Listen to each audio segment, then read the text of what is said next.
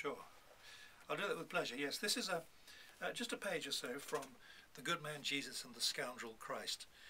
In this book, as I said to perhaps earlier listeners will have heard me say this, I split the character of Jesus Christ into the man, the fully human Jesus, and his more shadowy, more complex, more difficult brother, Christ. And in this little sequence, Jesus is in the wilderness, fasting and praying, and Christ comes to him to tempt him with the vision of a church that will last for generations and bring about the kingdom of God. This is what Jesus says in reply. "You phantom," he said, "you shadow of a man. Every drop in our bodies, you say, you have no blood to speak of. It would be my blood that you'd offer up to this vision of yours. What you describe sounds like the work of Satan. God will bring about his kingdom in his own way and when he chooses. Do you think your mighty organization, your church, would even recognize the kingdom if it arrived? Fool!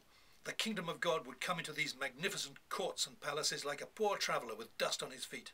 The guards would spot him at once, ask for his papers, beat him, throw him out into the street." "I'm sorry you see it like that," said Christ, "but I wish you'd let me persuade you otherwise. It's exactly that passion, that impeccable moral sense, that purity of yours that would be so useful. I know we'll get some things wrong to start with. Won't you come and help get them right?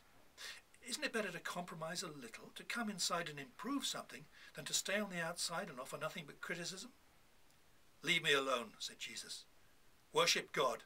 That's the only task you need to think about." Christ left Jesus in the wilderness and went home to Nazareth.